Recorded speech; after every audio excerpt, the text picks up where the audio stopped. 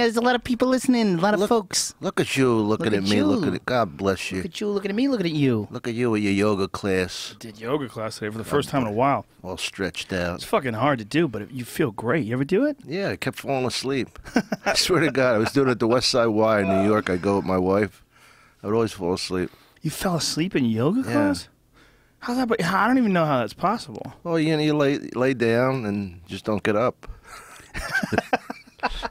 Really, it's hard to do though. I did. I fell asleep a number of times. But I mean, it's hard. The yoga's hard to do. Oh yeah, maybe this wasn't that hard. Maybe this was just like stretching and stuff. I did hot yoga. Oh no, that's no way. As soon as you walk in, you're sweating. Yeah, I don't like that. You really, but it's good for you. You really stretch out because of it. But God damn, like it takes a long time to stop sweating after you get out of there. I was sweating for like an hour and a half.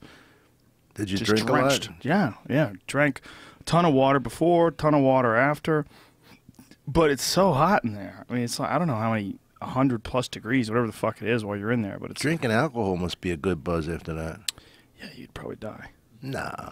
Nice cold beer with a shot of vodka. Come on, Joe. A shot of vodka? You heard me, tough guy. I don't drink vodka by the shot. I'm more of a screwdriver sort of a gentleman. Screwdriver? What are you, my aunt? I like a little bit of orange Why don't juice. you have for Tom Collins?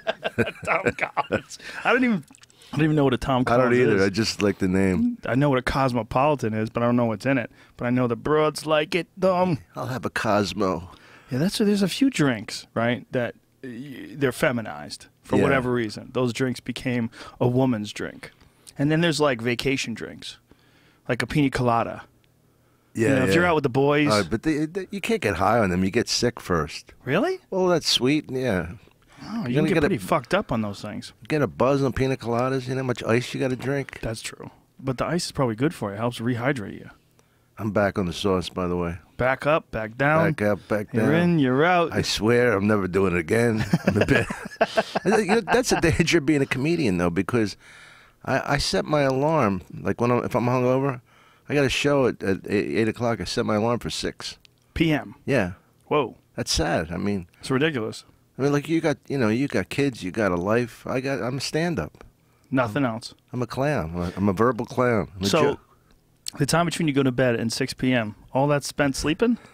Well, no, but it's just I roll over in pain and agony. I lament my mistake for the night because the buzz doesn't last nearly as long as the suffering. That's true. That's one thing. Like if you are willing to go through the buzz, like if you're willing to go through the hangover just to get to that buzz, that's a big. But you don't. It's the opposite. Yeah. You go through the buzz and then you get the hangover. And I regret it every time. Like very few people would go through, like if you had the only way to get drunk is you had to feel like shit for 24 hours first and then you could drink. Yeah. Nobody would drink. Right now, as soon as you said the Ice House was sold out, I thought to myself, me and you martinis. That's the first thing I thought.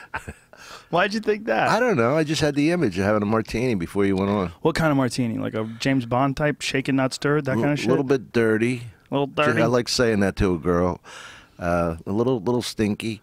Grey Goose, extra dry. You know what extra dry means? Not really. Straight alcohol. Oh, okay. You know, because the other thing is vermouth they put in them, which waters it down a little bit. Gives the that's why it's called a martini instead of a straight glass of vodka. But basically, they're either gin or vodka, but everybody just makes them pretty much strong. What's vermouth? It's like some kind of sweet liqueur that's mixed with. You wouldn't drink it on its own. Huh. So you only drink it in a drink. Yeah. Yeah, like olive juice is goddamn delicious. Delicious. Especially in a nice martini. It's good for the blood pressure, too. I'm sure. Juice of salt. Olives are very good for everything, right? Yeah. Olives are fantastic for you. Yeah, the olive oil. That's why all these Italians and French live so long. And those poor fucking Greek fucks. Those people, they live on that place where nothing else grows. Where's that? The island? They got to eat olives and shit. Really? Oh, it's hard. Yeah, the places where olives grow, like people that used olives as a staple in their diet, it's very laborious. I have an olive tree in my yard. It's not easy getting olives out of that fucker. Did you ever think you'd have an olive tree, Joe, where you grew up? No, I did not. I didn't ask for it. It was just there when I moved in. But my dogs eat the olives. You don't eat them? Yeah, nope. You don't just eat them. I would never trust anything that I grew. You know what I mean? I'd still go to the store even if I had an orange tree. No, I have oranges. I eat those. Lemons, I eat those. I grow tomatoes and kale. I have a garden. I grow a bunch of different kinds of vegetables. I eat them all the time. Kale. They're good. I mean, Tomatoes, especially. You can grow some fucking jamming tomatoes in your yard. tomatoes can be delicious. I've never had a craving for kale. I never woke up in the middle of the night, babe, we got any kale? It's always chips and soda. Why is it always the bad stuff you crave? I don't know, but I'm on a good run lately. I came home from the Comedy Store last night. How'd you do? Killed? I killed. I destroyed. Destroyed. And I said, you know what? I was thinking about eating unhealthy, and I said, I'm in a good run right now. I'm going to go to the fucking supermarket, get a bunch of fresh vegetables, and blend those fuckers up. Yeah. And I made a kale shake at like 1 o'clock in the morning. Well, that's why I like those juices that it's all like green juice and stuff. Because that's a lazy way out, but at least it's healthy. Yeah, there's a good place down the street from here. I go. It's called Juicy Lady, and they have them. You know, you can just order them right there. It's nice. But just get fucking vegetables in your body. So many people don't drink enough vegetables. They don't eat enough vegetables. It's like the #1 problem I think that most people have. Is they just don't get enough nutrients in their body, and their body's forced to make do. You live a dull existence, like your mind is dull. You know, your body feels dull. I eat a little too much salami. I love salami. I know. That's what God's plan was. If you really love it, you're not going to live long. Well, I found this place. It's called Bordeaux. It's out in Agora Hills.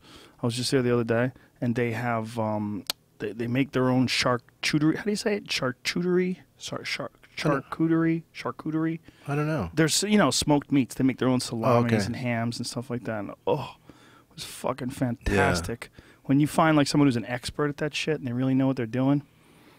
I'm gonna bring the guy some bear meat, have him turn it into salami. You going hunting again?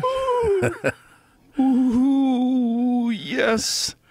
Have you shot a bear? Yeah, I shot a bear. Wow, that's cool. Just come over, eat some. It's delicious. No, I'm good. I'll just stop it in and out. Tastes good, man. People have this idea of like people ate bears for a long time before supermarkets were invented. Well, it's funny how we separate what's really good for us to eat and like it's okay, like chickens and. You know, there are certain things I wouldn't think of eating horse or buffalo. I ate some horse in Montreal. There's this place called Joe Beef. This famous restaurant. Oh, I know it. You know I've that been place? There, yeah. Oh, that place is fantastic. Yeah, it's great. And they served us beef 2 different times. One time it was like a beef tartare. Joe, or excuse me, not beef, I was in horse. there with you. Were you? When? Yeah, I think the night of the fight. Maybe. I'm almost positive we went there. Probably.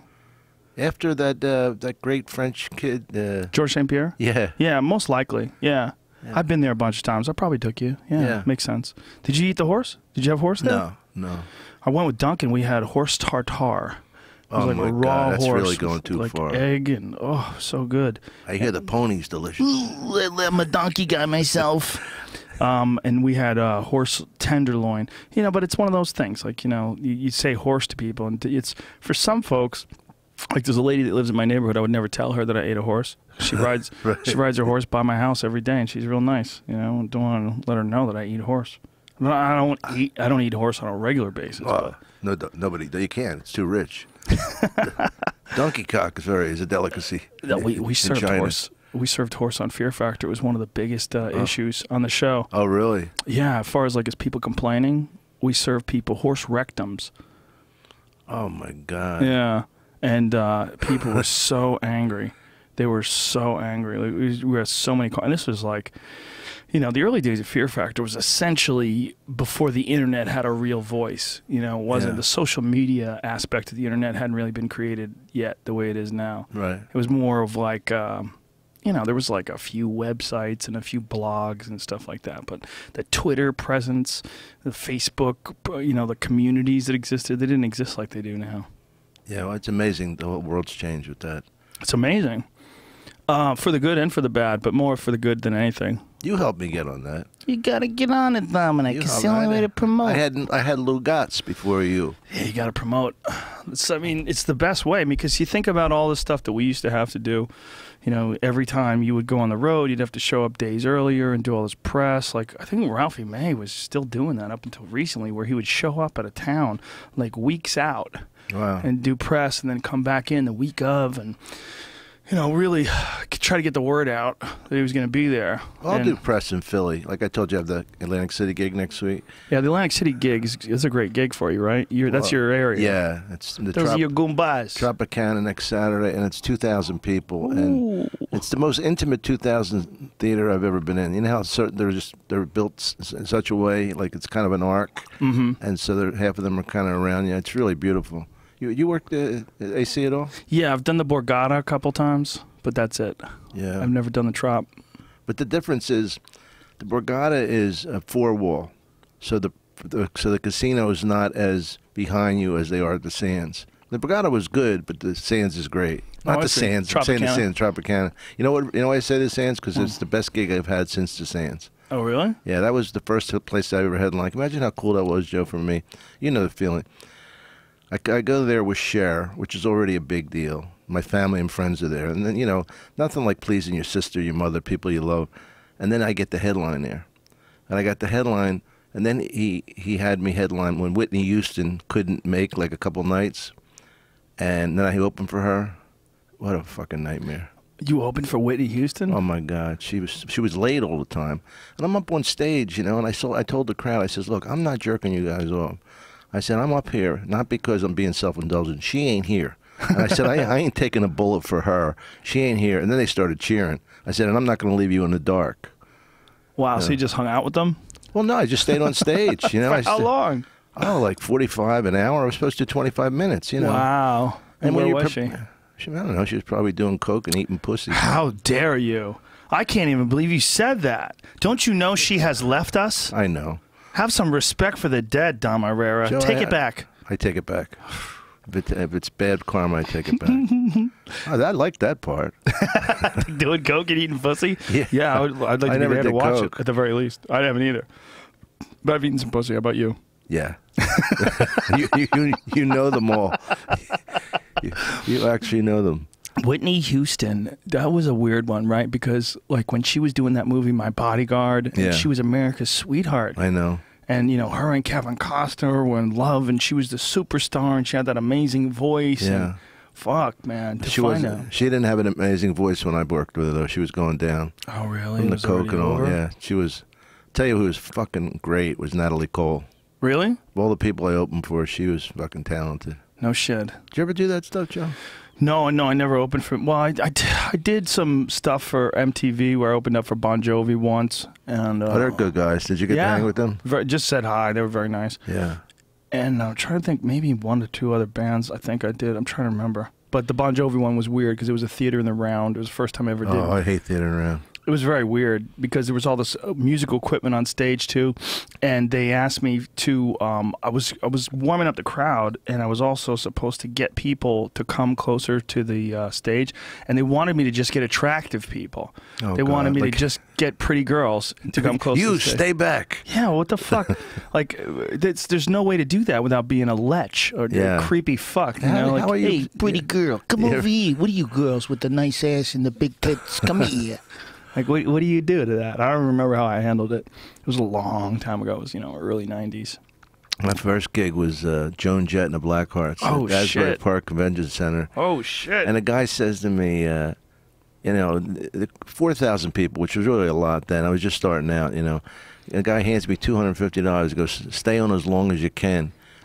Right? What does that mean? Yeah, exactly what it said. Exactly what he said. So I go up and I'm like, do you remember that pinche loaf bit I used to have? Yeah. The pinche loaf, the capa squat, the rolls of love. I was doing that bit, and half the audience was laughing. 2,000 people laughing. The other 2,000, we hate you, Joan. They're screaming, right? And I was up there for less than maybe 2 minutes, and somebody tossed just like a Dixie cup top, just, a light piece of paper. All I had to see was that, and I was out of there. And the guy goes, you did great. I go, it's only on for 2 minutes. He goes, nobody lasts that long. I go, what the fuck do you have comedians for? He goes, hey, some change of pace because the band's tuning up. You can hear the band tuning up. Yeah, that's one thing that's weird about opening for bands. They will tune up while you're on stage. Well, on that level, yeah. I mean, when I Yeah. worked with Cher, it was classy because she was the one that was by far the best job I ever had opening for anybody. Because she had a great crowd. She had transvestites and grandmothers with their grandchildren. That was the audience? Yeah, eclectic. If you know what the security told me? If they ever saw a single straight guy alone, and he looked straight, they would track him all night, because no guy alone goes to a Cher concert if he's straight. Wow. If it's a gay guy dancing and happy, no problem. So if someone's going to be like a crazy stalker, it's going to be a straight guy. Straight guy. But she was fun to open for. Yeah, you enjoyed working with her, right? Yeah, I really liked her. Do you have like a friendship with her? Do you contact her? Not anymore. But she's very isolated. Yeah, and she's a good person, and she was like, she used to ask me about the world like she wasn't really in it, because she wasn't really in it. Wow. She'd go, well, "What's it like?" And she asked me about people, and one night we went to. I talked her into going out in Montreal. I said, "Look, why don't you drop the outfits? Stop wearing a top hat and a cane, and like maybe nobody will notice you." top hat. She would wear those. I can just picture her with the fucking tails, those coattails, flopping around, skipping back and forth, putting on the Ritz. And she, so we go to an ice cream place, and some like old guy, like a French guy, "Hey, aren't you the famous one? What's her name?" And that's all she had to hear. She goes, "Yeah, who could ever forget what's her name?" So then, now I validated that she can't go out, But one guy, that's it? Yeah, but we had a good time. We used to, it was a funny thing. In the casino, we would meet, when in the arenas, I would do my act, then they'd have a break, and then she'd come up. So we'd never see each other, except she had like a team prayer, and then sometimes I was in that. But one night, when we would cross each other, one night, her grandmother and grandfather were there, and she said to me, she goes, "You just did a jizz joke with my grandparents there?" And I said, "And by the way, your ass is out and your grandfather's looking at it." And she started laughing. Well, what was that one video she did where she was on like a battleship? Yeah, to turn back time, I think it was. If I could turn back time. Joe, you got a little Cher in you. If I could find a way. I like some Cher songs. Yeah, me too. What was that song? Gypsies, tramps, and thieves. That's what the people of the town. I didn't like Half Breed.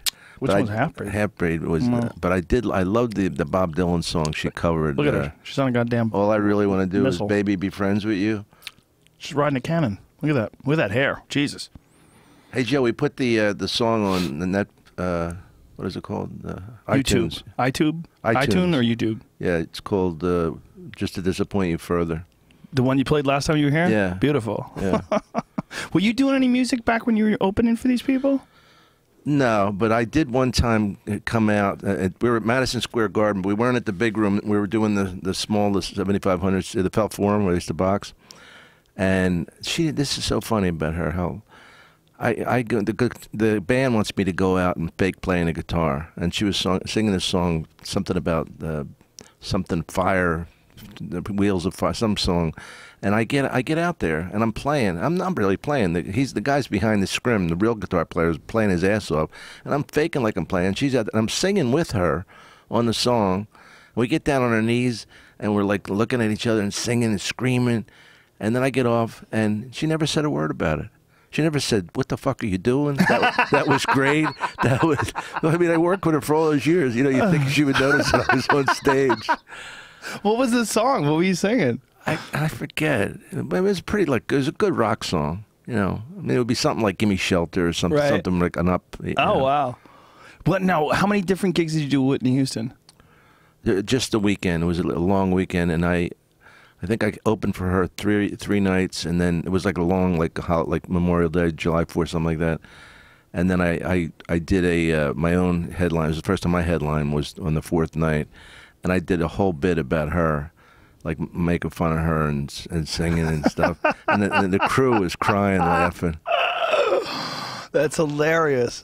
And her father was such a good guy, and I felt like he said to me, you know, I really like you. I said, oh, thanks. He goes, I'd love to work with my daughter again. I said, thank you. And I'm thinking, no fucking way. I'd rather be at Jimmy's Clam Bar in Bayonne before they shuck the clams.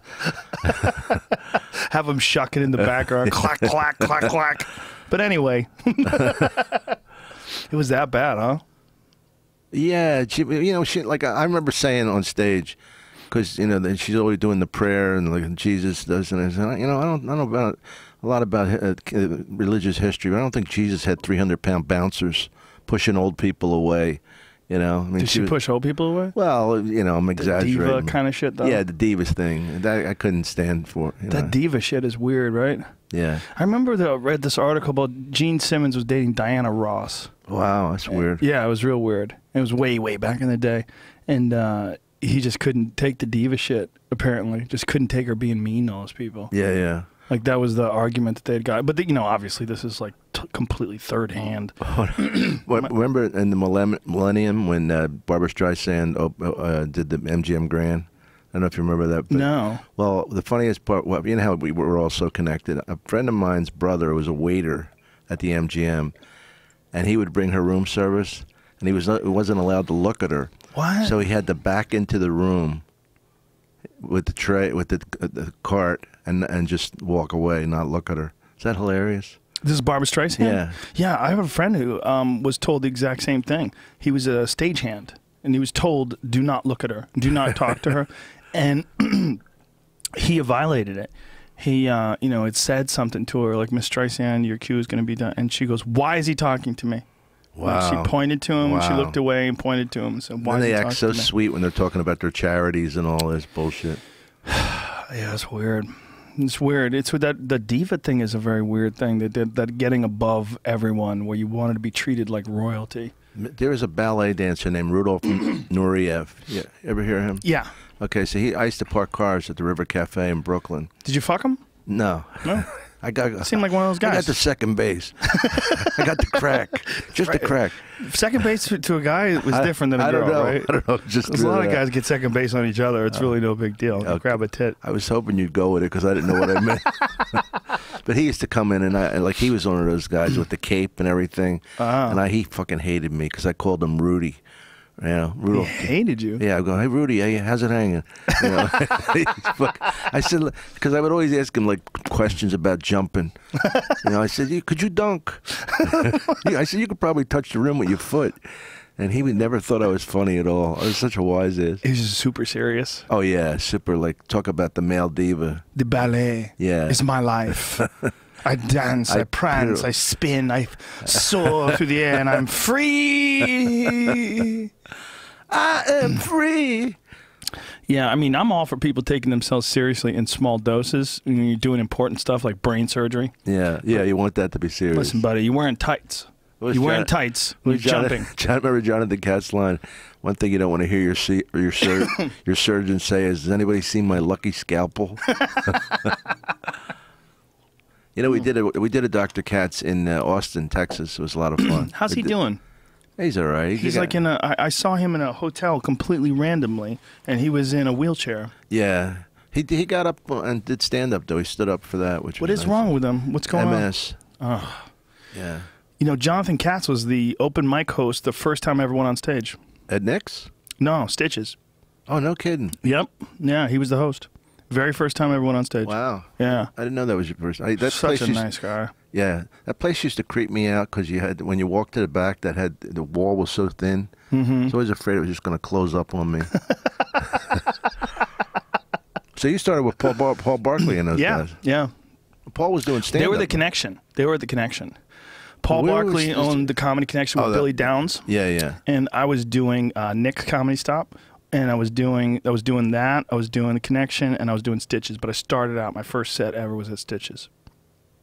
And that was on, I think it was on Com Ave at the time. There was two locations for Stitches. There was one that was right next door to the Paradise, which was a rock club. I saw Jerry Seinfeld perform there once. And then they moved to another location where it was just autonomous. It was just by itself, and he connected to it. That was the first time I ever saw somebody get hit in the face with a bottle. Oh my God, who was that? Well, actually, the only time I ever saw anybody get hit in the face with a bottle. Just I wasn't involved. I was just happened to be there, and these two guys were arguing at a bar. I mean, it didn't even seem like they were arguing that much. I mean, it didn't get like crazy or heated. And this guy just smashed this guy in the face with a Heineken bottle. And fucking blood was everywhere. Oh man, it was crazy. I just couldn't believe someone could just smash somebody in the face with a bottle so easily. I'll never forget that because it just made me realize like there's certain people out there that are already at 9. Yeah. You know, you might be at 0. You walk into a bar. You're like, hey, how's everybody doing? What's up? How are you? Yeah, I'll have a, martini. Extra 30. That's how you like it. And then for whatever reason, your elbow touches some guy, he spills his drink a little bit, whatever the fuck it was. I don't know what happened. I didn't see it. I mean, I was a good distance away in a crowded bar, but I just happened to look over as these guys were exchanging words, and I saw that guy bottle that guy in the face. And I was like, whoa. Well, the whole bar mentality, the guys that will get in a fight because somebody bumps into them, you're going to get bumped into if you're in a crowd. Yeah, well, if someone bumps in, they say sorry, and that's the end of it, no matter what happens. Even if you get fucking wet, it's like the 99.9% of the time, nobody's meaning to do that. But the ability to bottle somebody in the face like that, I mean, that guy was scarred for life. There's no question about it. For nothing. Nothing. I was never in a fight in a bar. The only fights I've ever been in, they were all about sports. They were all playing. During a game. Yeah. Yeah, I've seen that. They used to have this thing in Boston, this comics baseball game, like a softball game, every Monday, I think it was. And we'd all get together, and the fucking heated screaming matches I would watch these comics get into.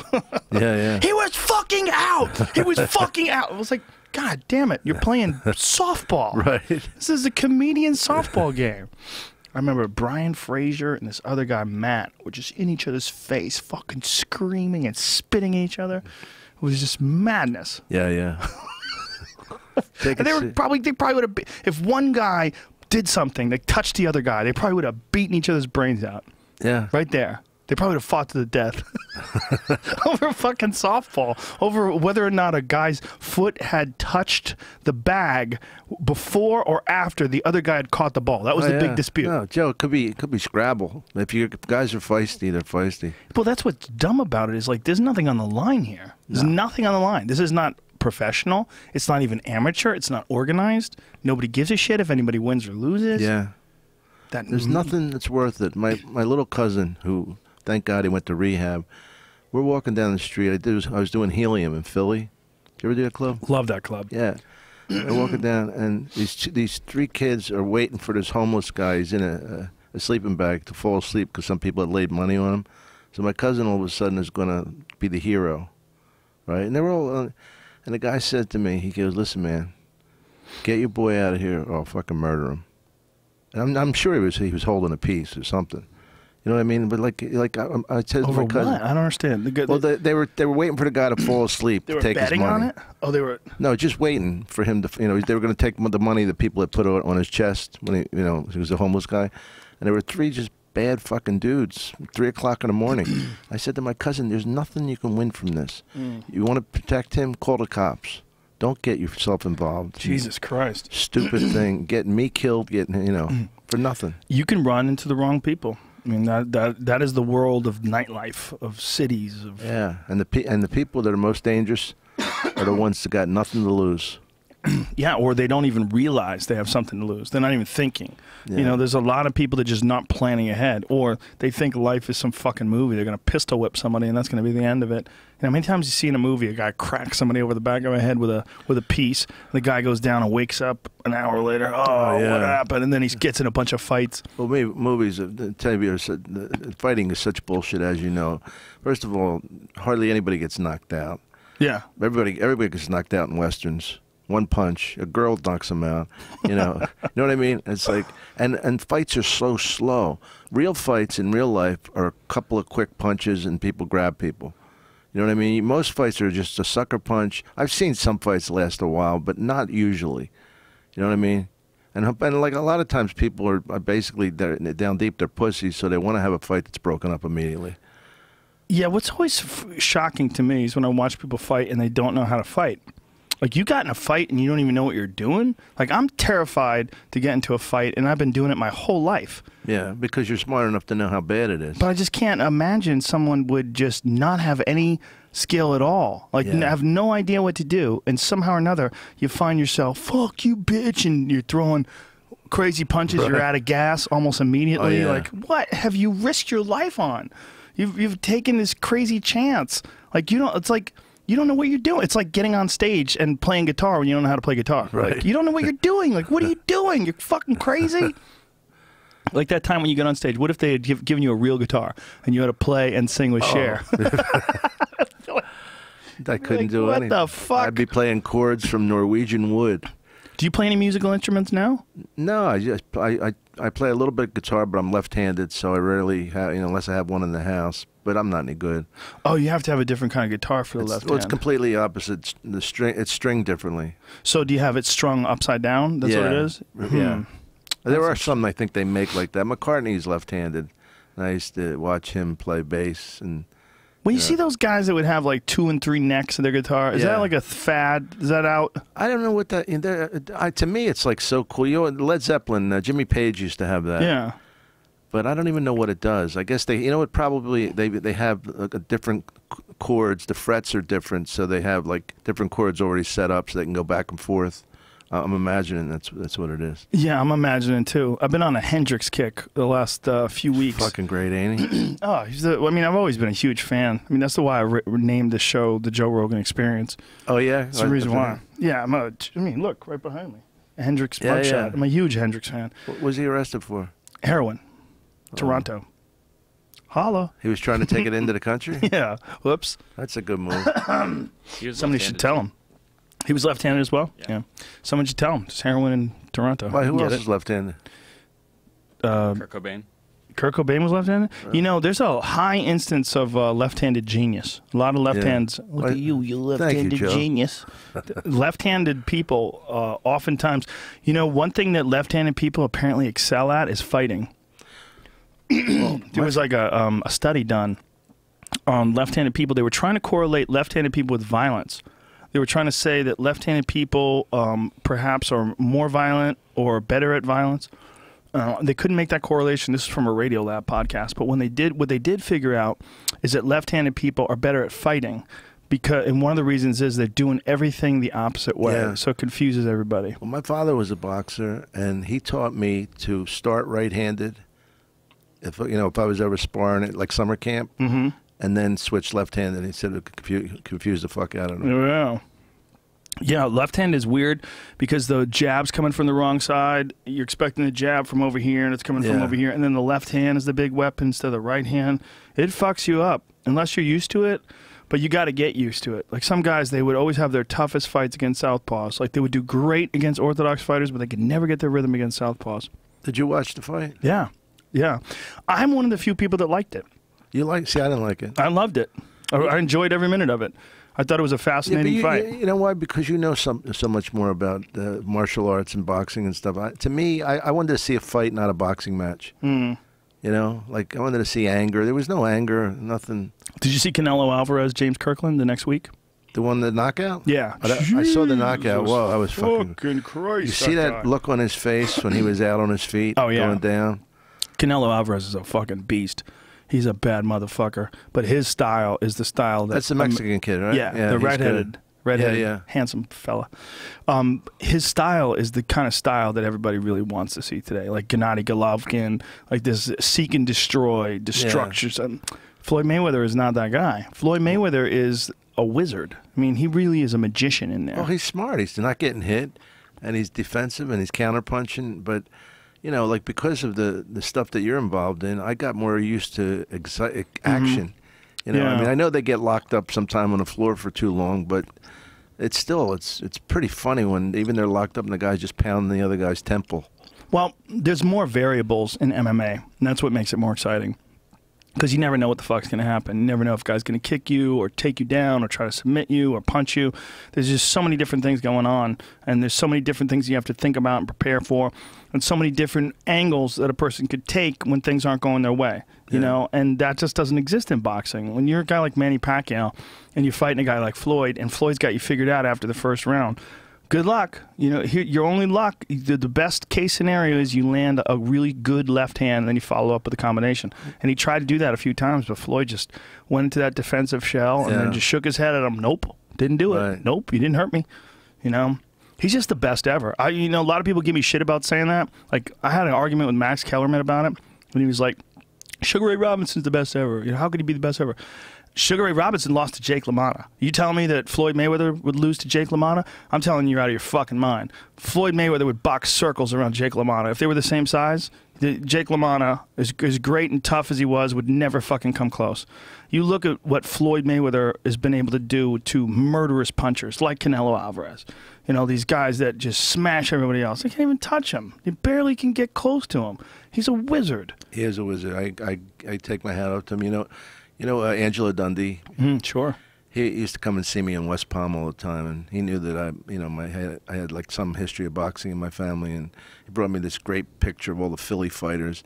And I was at the dinner with him one night, and I started picking his brain a little. I said, "Who's the baddest motherfucker of all of them?" He said, "Who do you think of all the guys that you saw or could beat anybody?" He goes, "Sonny Liston, hands down." Wow. He said everybody was afraid of him. He said, you know, he had a lot of problems. But whatever, I don't know what mob ties he had, but apparently heroin, and you know, that second Ali fight was definitely thrown. Oh yeah. You know, you could say it's such a joke. The way punch. he's faking. Well, he got punched. Like they call it a phantom punch. It's not a phantom punch. He definitely got punched, but he was waiting for the first punch to land so that he could just lay down. Like, pull that up, Jimmy. We go watch this. It's Muhammad Ali versus Sonny Liston 2 in Lewiston, Maine. You know who I thought it was going to be? Foreman, because of his size and his strength. But he said Liston was the toughest.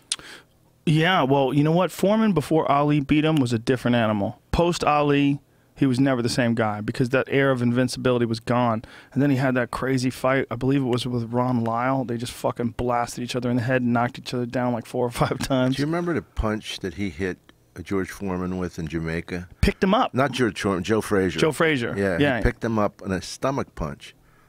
I don't remember what he hit him with, but I remember his legs literally came up off the ground. I never saw that before. That was incredible. He was a monster. He was such a fucking murderous puncher.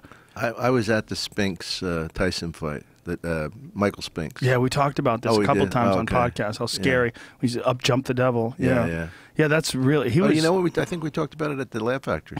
I think we talked about it more than once because it was such a. I mean, you were there for like one of the most stunning moments in boxing history. Yeah, it was cool. A lot of people thought Michael Spinks was going to give him a hard time because Spinks had gone 12 rounds at Larry Holmes and beat Larry Holmes by decision and he was the light heavyweight champion. Boxer. He was a good boxer. He just had no business. He was so small too. He was barely 199, and he's fighting Mike Tyson. Tyson wasn't much bigger, in comparison to today's fighters. He was probably like 220. He was built better though. He's compact and. 1965, Lewiston, Maine. Watch this, because Ali still looking slick, man. There's still to this day no heavyweight that moves like him, man. No. Look how fucking good he moved. So light on his feet for a guy who's 220 pounds or whatever the hell he was, side to side, all that head movement. Yeah. I mean, you can't, look at that. You can't even touch him. Listed with lunge forward with that jab. Good luck.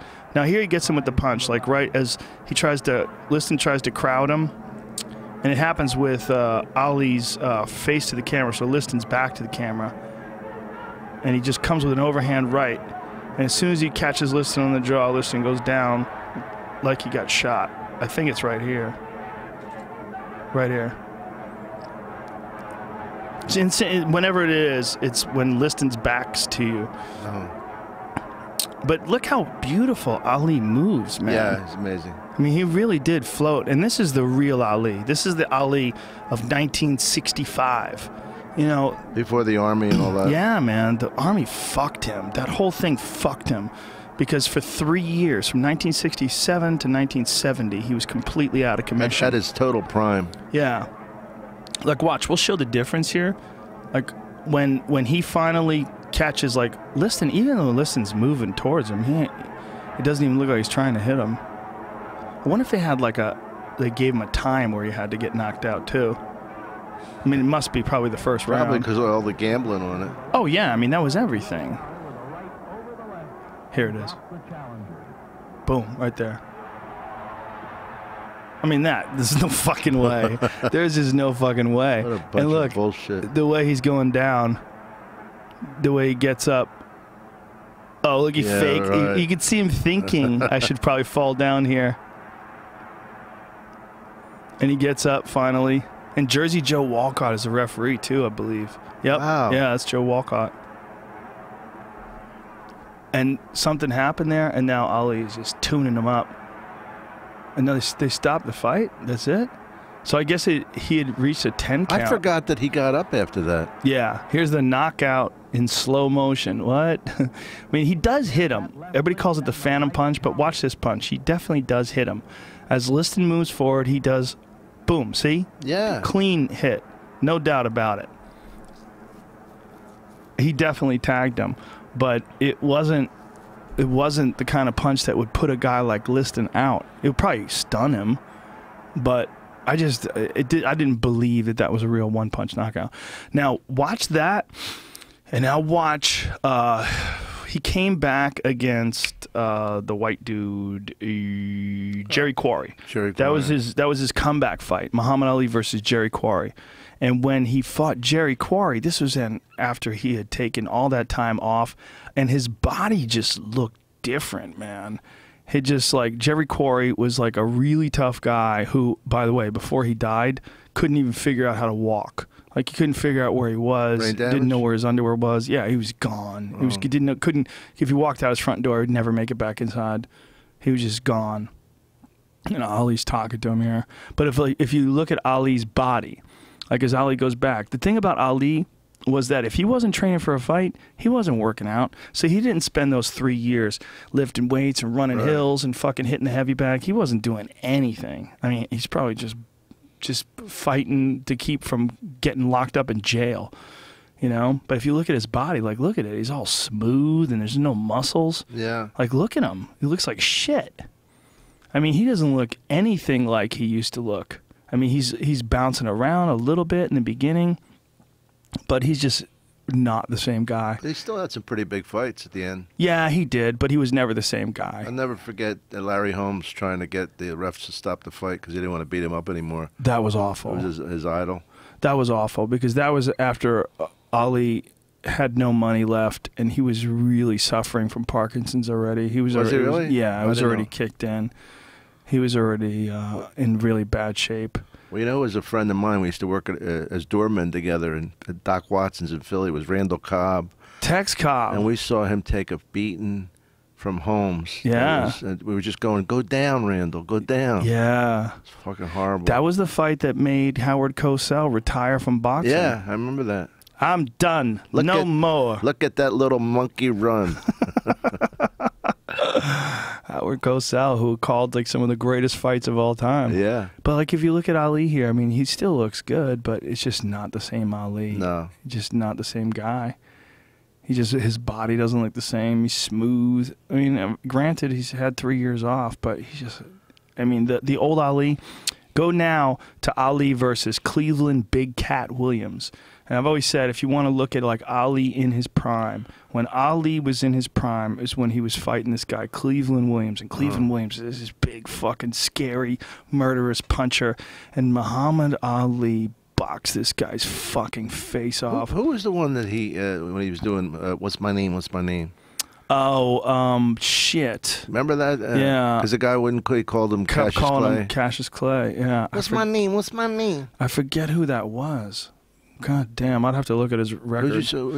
But Cleveland Williams, like, look how muscular Williams is. Williams is a fucking animal, murderous puncher, and he just could not catch Ali. This is Ali in his prime. This is Ali, like, in '67. He was sleek. Fast he is. He goes, oh, but the movement, the side to side, it was like there was no fucking heavyweights that ever moved like that. No one. I mean, he literally moved faster and lighter on his feet than most welterweights. and he was fighting at 200 plus pounds. I mean, I don't know what he weighed in his prime. He's probably like 220 or something like that. Do you ever see that picture of him and the Beatles? Which one? Classic picture. Just him at the Beatles in Miami. Just a funny thing. I'm trying to find out who that guy was that did that. I know. What's my name? What's my name? Early career. He's got a bit of a process, Cleveland. Oh, the hair? Yeah. They all used to like that.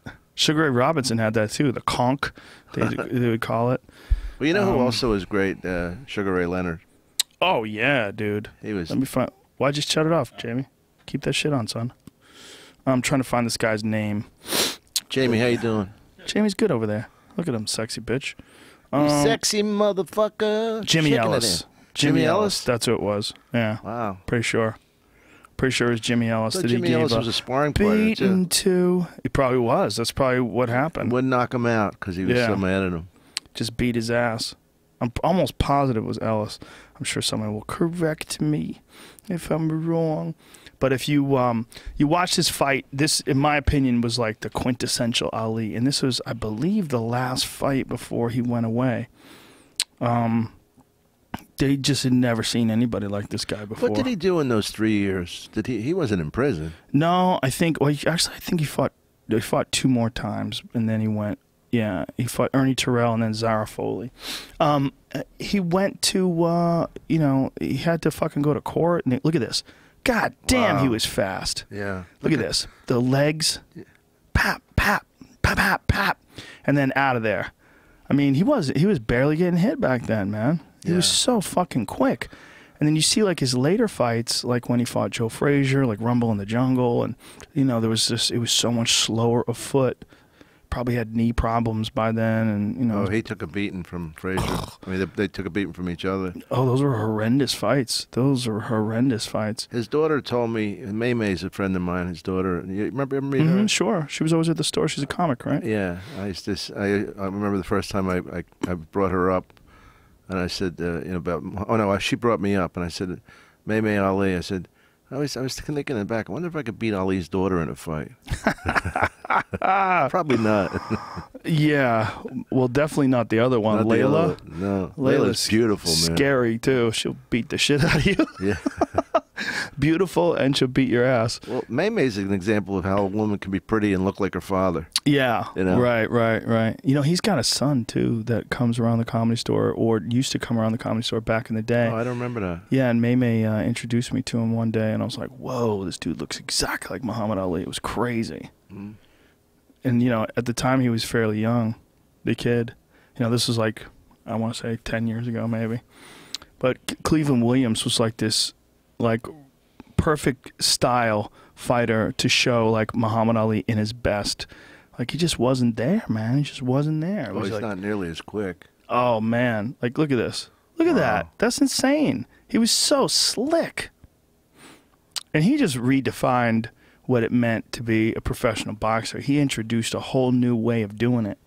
And now, like, there's a lot of MMA fighters that use this style now. I mean, it's different because they throw kicks and because takedowns are incorporated into it, but a lot of what they call neo footwork movements. Like, Dominic Cruz is probably the best at it. He's the former bantamweight champion, and TJ Dillashaw, who's the current bantamweight champion. Both guys are great examples of people that use this kind of misdirection and footwork, like constantly left to right, right to left.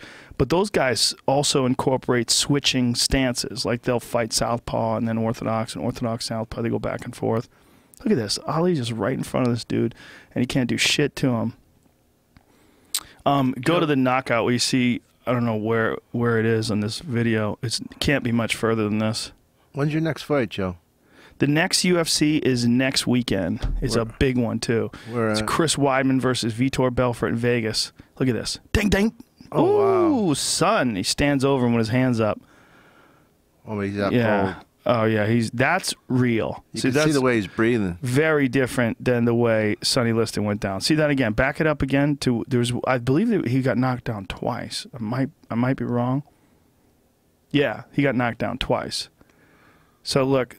This is back it up a little bit. You can see the flurry. No, it's 3 times. He got knocked down 3 times. Jeez. Yeah, and then eventually put away. But he just, you know, kept trying to chase him. But Oh, bing, he man. knocked him down walking away. God damn, that was beautiful. The way he did that. Ooh. I've watched this fight I don't know how many times. This is one of my favorite all-time performances of any boxer, just because it would just, to me, like, you know, there's like certain Mike Tyson fights that they're just the quintessential Mike Tyson fight. Like Mike Tyson, like the one that when he won the title. You know, like that was like a quintessential Mike Tyson fight. Fuck is his name? Fucking shit. I don't remember his first fight. I just remember him being the most terrorizing boxer I've ever seen. I can't believe I can't remember this. You know, Joe, when he was at his prime, he used to fight. He used to hit through the defense. Oh yeah, no. He was just so goddamn fast for a heavyweight. There was nobody like him. There had been no heavyweights that were anything. Trevor Berbick. There was no heavyweights that were even remotely Trevor like Berbick that was guy. like a big lumbering guy too. He just couldn't. He had nothing for Tyson. You know, Tyson at that time was just so fucking destructive. Yeah. He was so good. But that, like, okay, Marvis Frazier. That's like the quintessential Tyson fight. When I think of Mike Tyson and his destructive, just on point, motivated, in shape, just a destroyer. You seen the Marvis Frazier fight? Oh yeah. Oh, that's the quintessential Mike Tyson I felt fight. bad for him actually. Me too. He shouldn't have been in there. He had no business. You know, his dad was just this bad motherfucker, and his dad wanted to think that his son was going to be the guy that beat Mike Tyson. But, you know, you got to realize, man, that these guys, like, everybody that comes after you will have learned from everything you do, and your momentum will take them to another level. And that's going to happen with I mean, there's lulls in sports, fighting especially. Fighting especially has lulls. I think basketball and football, they all have lulls too, where you have like your superstars, and then like there's areas maybe where there's no one that's consummate, or no one is like the level of a Jordan or a Kobe Bryant or a LeBron James. Like there's only a few guys that ever hit that like super athlete level. They rose above the sport. This is the first time in my life I couldn't name 5 boxers. Really? Yeah, right now. I could easily, but it's a weird time for boxing for sure. I mean, I remember when all those welterweights and when Duran and Carlos Palomino and all those guys were fighting. There was a bunch of guys. Well, you know what? Those were on ABC Wild World of Sports. I don't know the heavyweight champ. Who's that? Vladimir Klitschko. So yeah. And Deontay Wilder, I think he has one of the titles. But the thing about Vladimir Klitschko is he's this big Russian guy. And, you know, you would think like a white guy that's the heavyweight champion, this would be a crazy time. Like everybody would be excited to see him. He's the most boring of all heavyweight champions possibly ever. He's just very smart. I mean, not boring to me, because I think he's got a very intelligent style. I mean, if you're 6'6", the way he fights is the perfect way to fight. Yeah. He jabs you, drops a right hand and clinches. Jab, jab, clinch. Jab, jab, right hand, clinch. Well, that clinching with the Mayweather the other night. Yeah. I was actually looking at the time when the round left. I was so bored. Oh, minute 54. I don't feel like watching this shit. I was watching it with my wife, and she was yelling out like, "God, this is so boring." She actually said this. She goes, "You should have to get knocked down in order to win. Like you should have to get." And I go, "What? That is the most ridiculous thing I've ever heard." She goes, "Well, then it'll be exciting." Like to someone who doesn't watch boxing, I could see that would be really boring. Melissa Carey said something to me that I thought was interesting. She said, "Why don't they penalize a guy for holding too much, for clinching?" It's defending yourself. You're smart. Yeah, but I mean, if they took points off for that, then there wouldn't be as much clinching. Well, they took points off of Klitschko in his last fight, and it actually got kind of interesting. Yeah. Because Klitschko is, you know, he's famous for that. He's famous for holding on to guys, and he's a big fucking dude. He's huge. You know, he's 6'6", so he'll pop you and then grab a hold of you and wrestle you and put a lot of weight on your neck. You know, like they lean on you and make you carry their weight. Like that's a famous way that guys will kind of try to sap strength out of you. It's essentially like they're trying to grapple with you. Right. And they took a point away from him. The referee was just a real stern referee, and then it forced him into some dangerous situations where Klitschko was, you know, he was really getting threatened. For the first time, like we've seen any of his fights for a long time. But there's no one out there that's like a Tyson. You know, there's no. Like if you had a LeBron James, like LeBron James became a boxer when he was young instead of became a basketball player, and was just as dedicated to boxing as he is to being a basketball player. There's still some crucial elements. You can be a great athlete in other sports, but you wouldn't be a great fighter. I mean, you might be able to be a great baseball player or be a great basketball player. But when it gets down to fighting, there's some intangibles involved in fighting that don't exist in any other sport. You got to be willing to go out there and risk your health, and no one is there to help you. There's no one there to help. You can't pass the ball. You can't. There's no timeouts. You will go into the fire, and you have to be able to. You got to be able to hold yourself together under just a barrage of fucking punches and the most dangerous guy in the world, who's your opponent, who's trained for 8 weeks for this moment just to kick your ass. I mean, he's been not drinking, not partying, sleeping all the time, just so he can have more energy to fuck you up. Yeah. Well, now there's the best athletes don't go into boxing or baseball. They go into football and basketball, I think. Well, even MMA. You know, we have a hard time finding the best athletes in MMA. There's a few of them now that are just starting to leak into MMA, like guys who are like Olympic caliber wrestlers who are tremendous athletes. I thought that guy Silva was really good. Anderson? Yeah. Yeah, Anderson is a very good fighter. I mean, he's the greatest of all time, no doubt about it, and he's a very good athlete. But, you know, like a Jordan, you know, Anderson Silva was not Michael Jordan. You know what I mean? Right. I mean, he was a fantastic fighter. Is he still fighting? No. Well, yes, but he's suspended for quite a while because he tested positive for steroids after he broke his leg. Oh. He broke his leg, then fought again and won, but tested positive for steroids. But the difference, I think, is, I mean, there's no doubt that Anderson is a spectacular athlete and the best MMA fighter of all time. But I just think the level of competition that's involved in MMA, or at least was in his division, now that division is fucking stacked with killers. But when he was in his prime, there was a long time where, like, the title challengers were like Patrick Cote or Talis Laitis or these guys that, like, really weren't at his level. But now there's like 7 or 8 guys in the UFC's middleweight division that are just murderers.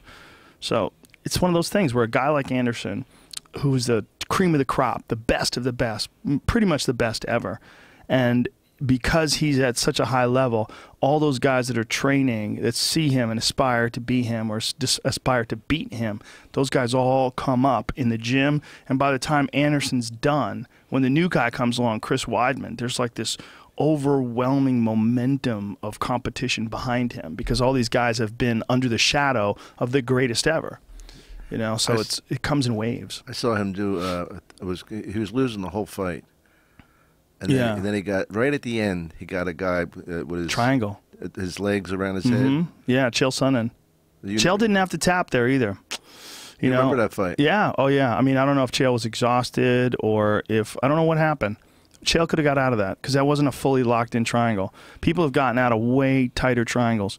But there's a bunch of factors, though. Like, one is like Chael kind of was susceptible to submissions, and it was a psychological thing where sometimes he would be winning a fight and he just couldn't take the pressure or something. He would just get submitted. But that fight in particular was weird because he was that close to winning the fucking middleweight title. Oh man, was he close? He was so close. I mean, it was a go. He was running away from it. Got him in the last minute, right? Yep. Yeah, the 5th round, and to get caught in a triangle like that, like he didn't have to get caught in that triangle. He could have played it smart and just held that guy down, kept his posture, and you know he got caught, and you know he tapped pretty much immediately, and then he tried to like not say he tapped. It was like there's a lot of weird shit that happened there. Your career is amazing when you think about. I told you my friend McGettigan, the guy who prosecuted Sandusky.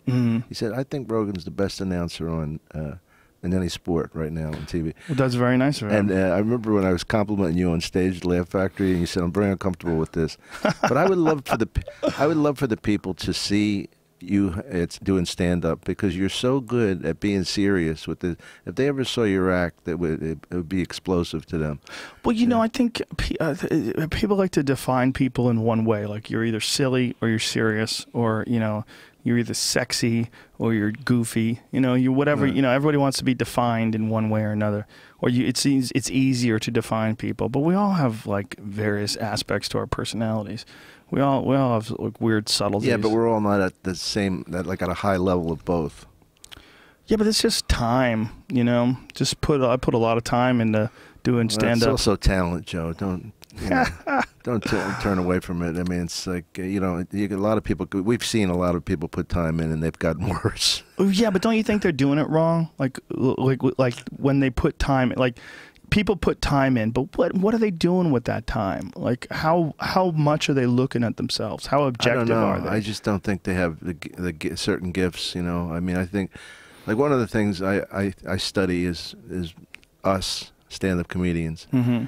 And there are some people, you can see them walk on stage, they're putting their bottle of water down, and you know they're going to be good. They got an aura about them. There are some people that are so just needy and not natural. And, you know, the not natural thing is tough because I don't know what you do about that. No matter how hard you work, just not a natural wit. I was watching somebody last night, and I don't want to name him. Name him. Don't name him. No, I don't want to name him because I wouldn't want to hurt him. But Crystalia? No, Crystalia is a natural. Brian Callen? Brian Should I name all my friends? Brian Callen should be out of the business. He's a sham. He's a mock. That motherfucker. You know what he is? He's a poor man's Jew. I'll tell you. Let me tell you something. There's no funnier guy for a 5-day hunting trip. I love Brian Callen. I love Brian Callen too. He's. I go on hunting trips with him. Yeah, I and know. It's 5 days of gay jokes. 5 relentless, nonstop hilarity.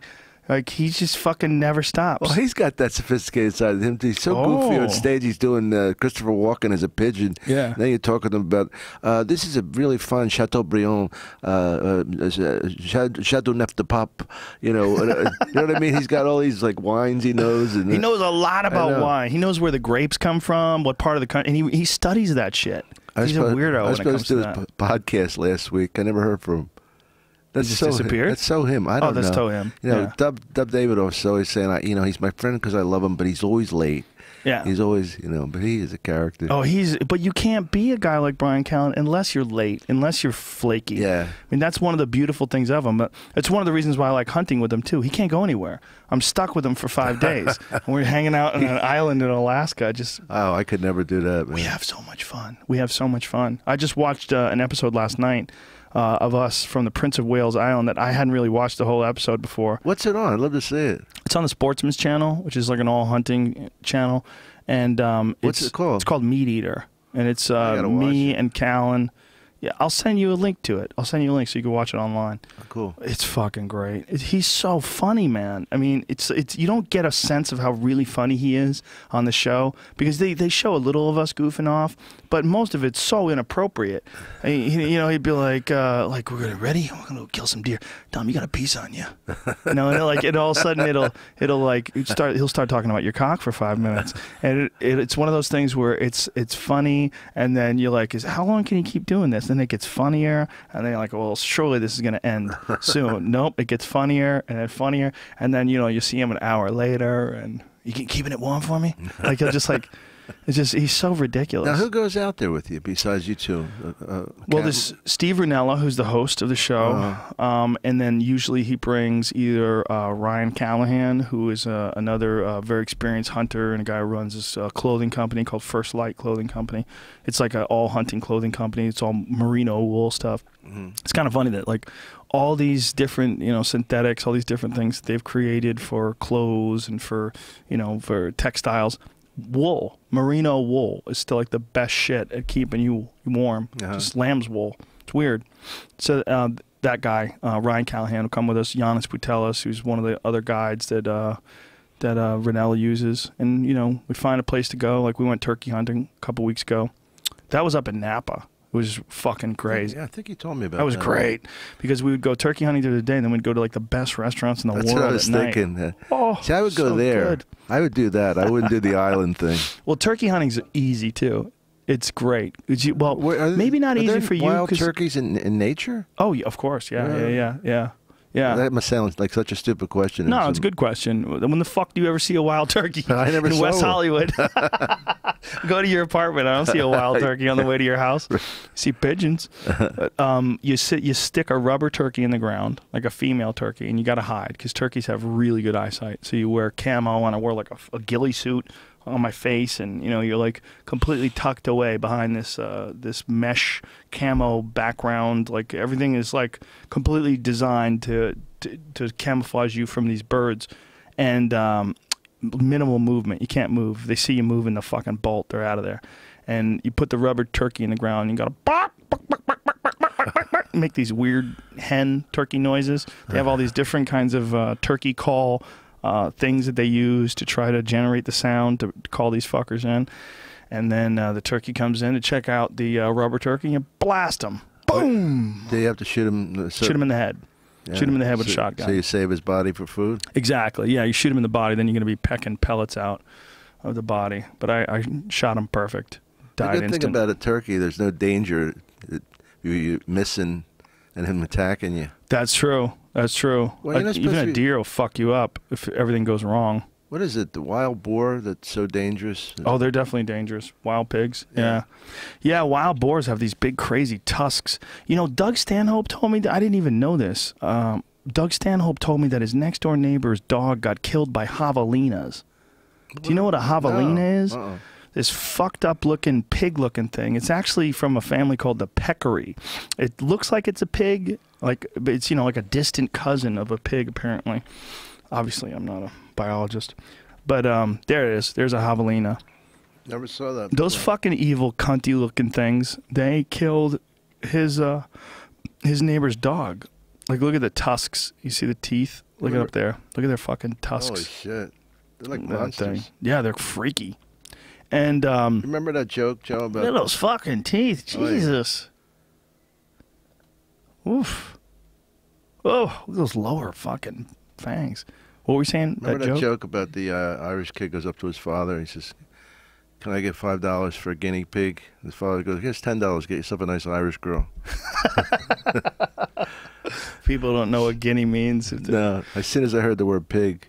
Guinea's going out of style. You don't hear that anymore. It's definitely not on the West Coast. Not a West Coast. No, in the East Coast you hear it. Yeah, Hey, still you hear guinea it. bastard, I love you. Yeah, but it's okay. Like, we call each other guineas, and it's all right. Italians are very, they're not thin-skinned about names. No, well, you grow up being abused constantly. Hey, You know? you little. I never, you know. I mean, the Irish are not thin-skinned either. No. Well, you know, they at one point in time were minorities. I mean, it's interesting when you watch. There's a parallel to boxing, because if you look at boxing in the United States, it's always the immigrants that are the lower end of the social ladder that were the best at boxing, and They're fighting their way out. It was Jews for a long time. There was a lot of Jewish boxers. You know, that's one thing. There were a lot of Jewish basketball players too. Yeah, I heard Red that. Auerbach and all, you know, that whole his generation before that. Yeah, that's interesting. Well, Jews still are big basketball fans. Like Yeah. Sussman's a huge basketball fan. There's a lot of Jews in New York, especially. They just love basketball. Woody Allen is at every fucking Woody basketball Allen's at game every game. with his daughter/wife. You know that Sussman story about Steve Sharippa? Which one?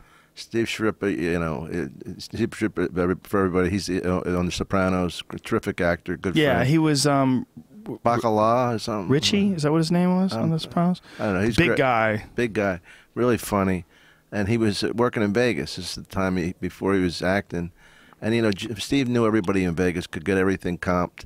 And I remember Sussman said to him, "Steve, we're going to go to Lake Mead on Saturday. Want to go?" He goes, "No, I can't go, but I can comp you a boat." And so Jeff says to me, "Who the fuck could comp a boat other than Sharippa?" I forgot about that. I remember that though now. Yeah, Sharippa used to run before he became a big actor on The Sopranos. He used to run the Riviera. He was a talent booker at the Yeah. Riviera, which was the first He place was one in of the Vegas funniest I ever guys. worked. Was it? He was hilarious. He still is hilarious. He's a fucking hilarious dude. Yeah, he's hilarious. I'm gonna get him on the podcast. We've been trying to work out a date because he's always writing books and shit. He's always got something new coming out. But I love that guy. He's always been great too. He's a fucking hilarious guy. Well, he has no gray in him. He either hates you or loves you. Yeah, That's it. He's an animal too. I remember we were in the Riviera showroom and some guy threw his cigarette on the ground and stepped on it, like inside the showroom. Oh.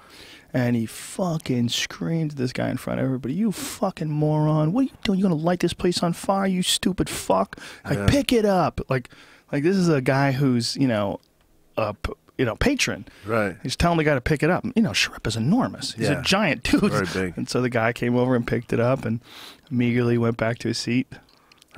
But he was always this character, like this really funny character. And I believe Drew Carey gave him his first break. Like Drew Carey put him in something. Like they were friends because Sharippa used to book the Riv.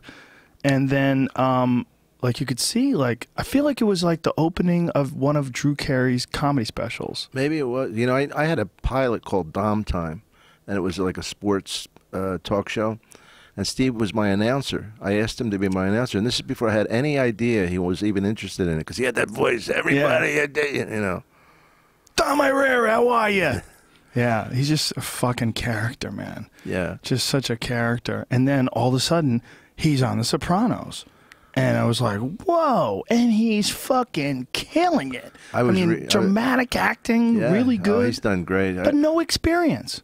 Well, he worked hard. He works with my friend Joanne Bexon. Remember Joanne? She teaches acting, and you know, I remember reading the sides for The Sopranos with him in Montreal, and he started to act, and I remember saying to him, "Steve, don't act.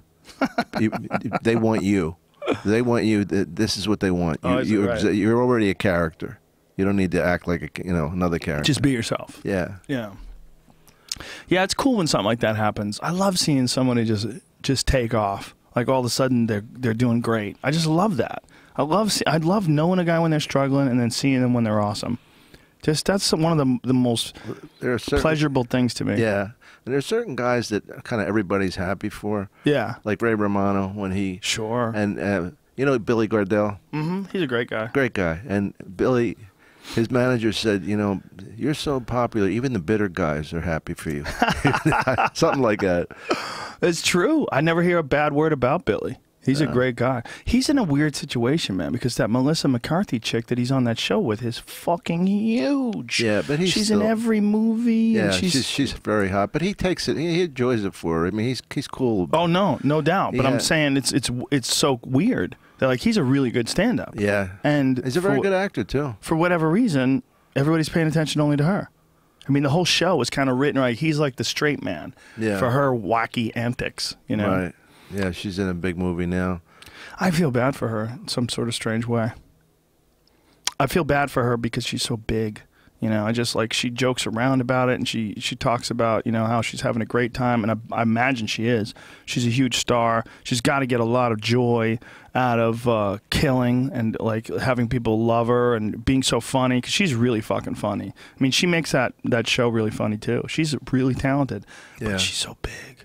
She's so big and just so unhealthy, and I see all that extra meat on her, just all that gelatinous. I happen to be a chubby chaser. Wiggling.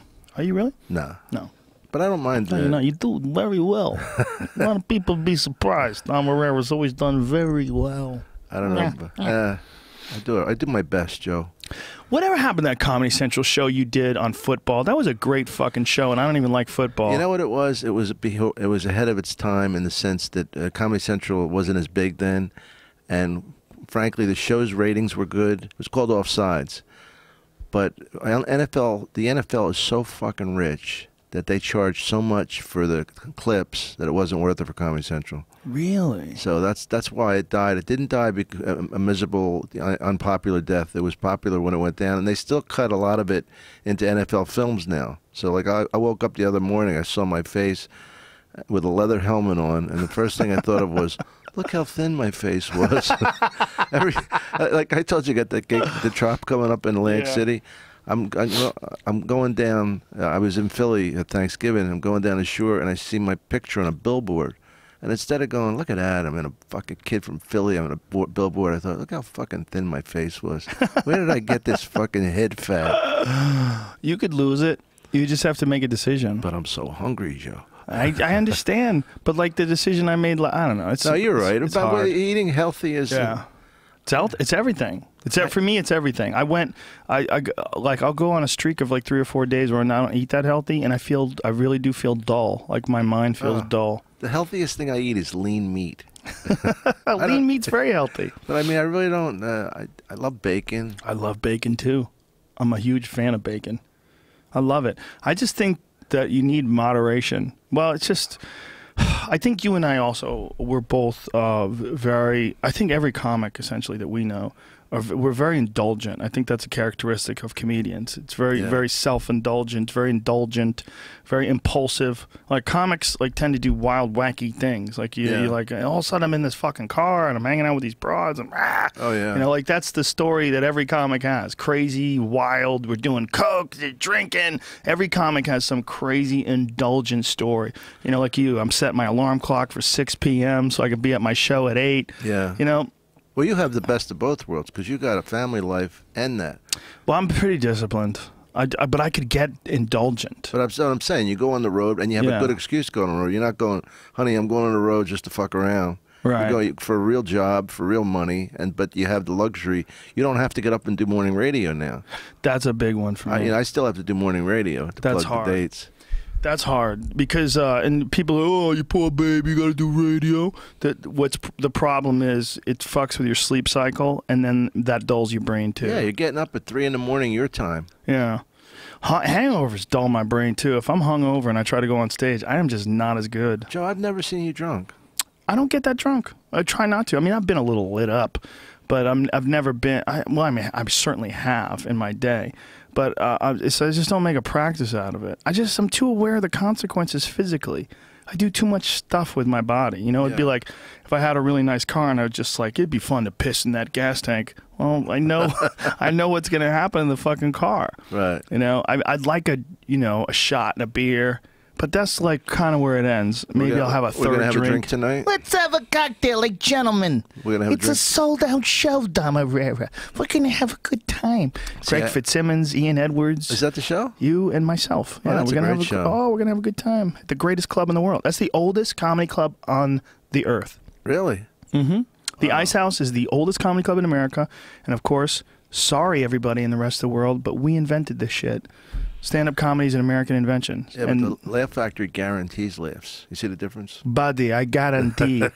You didn't laugh, I laugh. Sorry. I didn't guarantee for you. How can you guarantee laughs? That's ridiculous. I know. So your money back. Dave Chappelle was on stage the other night at the Comedy Store. It was very funny, but he was doing this bit about a bad show that he had. You know, where people would be like, you know, God, it must be so hard. I heard about this. This is recently, right? Yeah, he had a fucking terrible show in walking Connecticut. out on him and stuff? Yeah. He's had a couple of those because, you know, Dave's got kind of a slow pace. And if he gets heckled or if people will heckle him and fuck with him, like sometimes it goes bad, you know, and it can go bad because he's so famous too. It's like it becomes like this event that he's there. Yeah. It's not just... Did he do real long? The other night? No, he did like... He popped in. I want to say he did like 20 minutes. Wow. But he fucking destroyed. And he had the bit about bombing. And he goes, man, it must be terrible. What happens when you get off stage? I mean, it must be awful. Nothing happens. It didn't work out. I still get paid either way. He goes, I get paid for the attempt. It was really funny. It was fucking hilarious. He had a joke about Floyd Mayweather too. I don't know if this really happened, but Whitney Cummings, he said Whitney Cummings yelled out in the middle of Floyd Mayweather's fight. She stood up, Floyd Mayweather beats women. And he goes, and men too, bitch. And he's laughing while he's doing it. He's like such a jovial. Did he smoke? He smokes a lot of cigarettes. He smokes on stage, right? Oh, he smokes a lot of cigarettes. Yeah. He smokes a lot of cigarettes, and he believes a lot of conspiracies. I believe he is one of the people that believes that Bill Cosby was somehow set up. Set up by 30 women? I don't think he believes that Bill Cosby didn't do it, but I think that there's some folks out there. I had an argument with a dude last night at the Comedy Store about this that works for Live Nation. A fine fellow, not a bad human, but he's perhaps been hanging around with the wrong crowd. And he said, don't you think it's suspicious that it all happened like this right when his show comes out? I go, he's fucking 70. Okay, he's had a career that's lasted since the 1960s. He had a series in the 1960s. Yeah, I Spy, right? Yeah. Yeah. I mean, come on, man. No, it's not a conspiracy. They're trying to sabotage his career after 100 fucking years at the top. Like, You know how hard it was for a black man to get a series that wasn't comedically about like a Step and Fetch It type black guy in those days? Well, he was a cop, right? Wasn't he? He was a In I detective, Spy? Yeah. That hurts me. That one hurts me. It really hurts me having daughters too. Just that I've heard it from people before. Girls will tell you that they got roofied, and it's always terrifying. But somehow or another, like the girl is telling you he's okay, and they're right in front of you, and you go, wow, it's hard for me to connect to this. God, it's awful and it's terrible, but it's hard for me to connect to this. Like, I know it's real, and I know it happens, but when I heard that Bill fucking Cosby was drugging and raping women, allegedly, I should say, allegedly. They can't make up that many stories. You could. You certainly could. No, you Joe, get 30 not 30 crazy. You no. get 30 crazy bitches, but I don't think they are. I mean, but they're not organized. No. I mean, I'm not saying that they are. I'm saying you certainly could. If somebody like some crazy Bill Gates type character wanted to pay 30 people to come up with the same story, they could certainly do it. All right. Right? I'm not that. saying that they did. Yeah. But I mean, that's beside the point. I mean, I'm just trying to be as open-minded as possible. I'm not a denier in any way, shape, or form. But what freaks me out is that this is a guy that was loved by fucking millions. And they loved him as this fatherly, sweater-wearing, don't tell dirty jokes, you know, like that famous thing from the Eddie Murphy special where he's, you know, getting mad at Eddie Murphy and Richard Pryor tells him to not worry about it. But apparently he did that to Cat Williams. That really bothered me. Or Chris Rock, rather. That really bothered me, the way he treated the young black guys because of their language. And then you find out he's a felon, an unconvicted felon. I mean... Yeah. Well, he's a rapist. Let's say it right. You know, Joe, when I first started, I was on Star Search, and he was the guest host.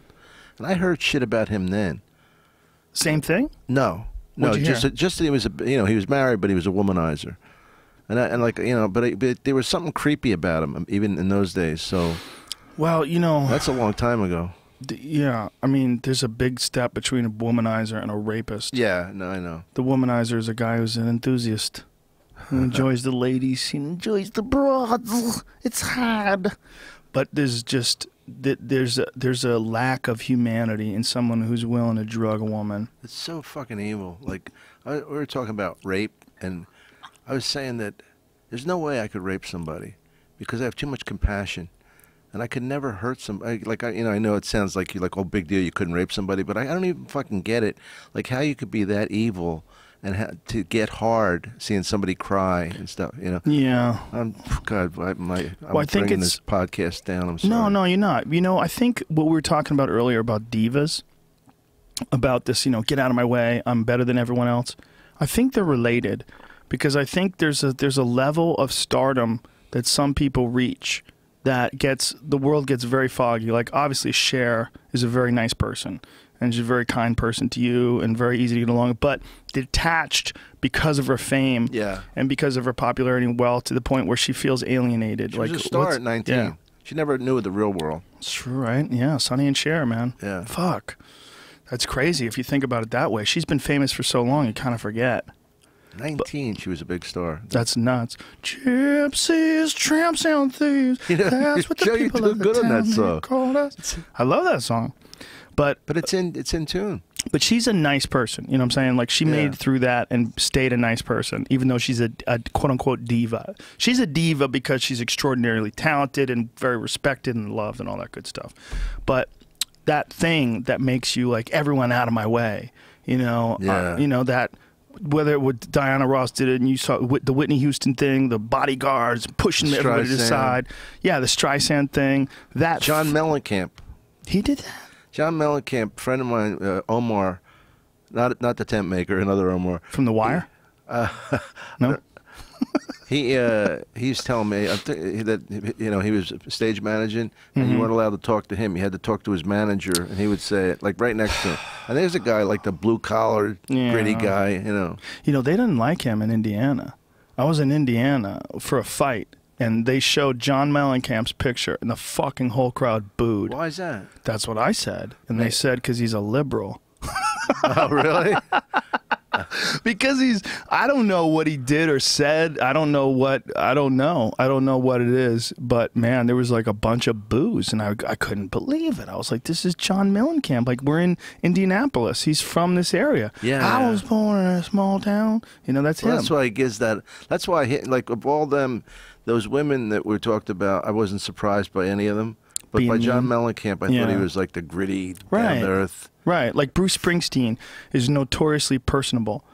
Like if you talk to Bruce Springsteen, like Brian Callen had a conversation with Bruce Springsteen. He said, you talk to that guy and you would think that he's a fucking, you know, whatever. He owns a company or he's a fucking banker or he's a normal dude. You know, but obviously charismatic and interesting and intelligent, but he doesn't have any airs about him. I was doing Conan and I went and Bruce came up to visit Max, the drummer. You know, he's in the same group. And I know you know that. Yeah. But Bruce comes up to me and he says, you know, something about stand-up. And I said, he asked me if I ever opened for anybody. I go, yes, I have. And I said, you know what? I would never, ever open for you. He said, why? I said, what a fucking nightmare. I said, the curtain goes down and they're all going, Bruce. Then the curtain comes up and I'm standing there with a mic and they're going, you're not Bruce. We want Bruce. Whoever the fuck you are, get away. That's a hard thing when you're opening for somebody when they want the other person. That's a shitty thing to say too. I've seen people open for other comics, and you know, bring out, you know, Tosh, or bring out, you know, Russell Sherry Peters. used to have me on the bill, so it wasn't like I was surprised. I was on the bill. I was on the marquee. That's big. Yeah, that's big. That's different. So so people prepare. They know you're part of the program. Well, you remember the whole Bill Burr thing. The Philly thing, Well, you know, that started with me. Yeah. You know that story. Yeah, well, those O&A crowds, the pests, who I love, but those guys are fucking notoriously mean. They're notoriously mean. If things go bad. But the thing that happened was they were so drunk. All they wanted was Jim Norton, and I love Jim Norton. Right. Even the only one that had a great set was Bill. Because he berated the fucking people. Right. And I even told them, a couple of people booed me. I says, you know what? I'm making $12,000 for 10 minutes. Go back to your mother's basement, you fucking retards. You know, with your emaciated Lazarus looks. And then I got a cheer, and Bill was still mad. He says to me, like, I don't know on me. He goes, they booed Dom Irrera? I go, Bill, I am Dom Irrera. Don't worry about it. And I went on the speaker, and I just sat there. I was crying, laughing. And the funniest thing he said, he put down everything, the Eagles, the Flyers. The Liberty Bell. Yeah, fuck the Liberty Bell. Fuck the Liberty Bell. Oh, he's talking about how racist they are. Yeah. They've got all the best boxers in the world. You go after a fictitious character. Fictitious white guy who's 5'5". You know what he said to me? He said he had to stop doing them because people expected him to lay into them. Oh yeah, yeah. There was a point in time after that where like that became like what he was known for. Yeah. It could get bad. You could go bad like that. You could get stuck in a character. Yeah. Like there's guys that are stuck in characters. Oh God. You know, like Dice is stuck in a character. Oh, imagine being a 70-year-old Dice. I mean, I think he's funny. I know you and him have problems. I like him. There's just certain times in life you have friends that don't like each other. That's just one of those deals. He's a friend? I'm a way better friend of you. I'll tell you right now. But I am friends with Dice. All right. I like Dice. As long as they're not equal. But I love you. Thank you. I love you too. You're my brother. Right back. I ditto, my friend. But like, you know, he kind of became that guy. For folks who don't know, Andrew Silverstein was Andrew Silverstein, and Andrew Silverstein used to go on stage and used to have a variety of different impressions. He used to do a tremendous John Travolta. His Travolta was excellent. He was excellent. He's an excellent actor. Very good actor, very good impressionist. He would do all these things, and then he would do the Dice Man. Oh! And I jizzed all over her head. The jizz. And the Dice Man character in his act. Well, you know where that's from? Buddy Love. What's that? Buddy Love was in The Nutty Professor. That's that character's directly derivative from that. Really? Yeah, he was doing. Buddy Love in The Nutty Professor. Is that the Nutty Professor? Is Jerry Lewis and like he takes a serum and changes into a different guy? Well, when he changed, I need to see that. When he changed into that guy, that's the character that Dice became. Really? Jamie, illuminate the world. Jerry Lewis, Nutty Professor, Buddy Love. And I will be in Kilkenny in 2 weeks. Are you going to go there? Yeah. Ireland? Oh, you son of a bitch! I love it. I performed in Dublin and Belfast, Northern Ireland. Oh, did you? Love I've it up never been there. to Belfast. Animals. They call me the Godfather of Look Kilkenny. Look at this. No, it's just the song. Hold on. Okay, find it. But look, the way he looks. So Yeah. he became like a slick guy. Is that what it is? Well, yeah. See if you can find something. Jerry Lewis as Buddy Love. Taxman's taking all my dough. We've got a world that swings. Whoa. Oh, my God, it is. Give me some volume here. Wow, he comes out as a cool guy with a cigarette and his hair slicked back.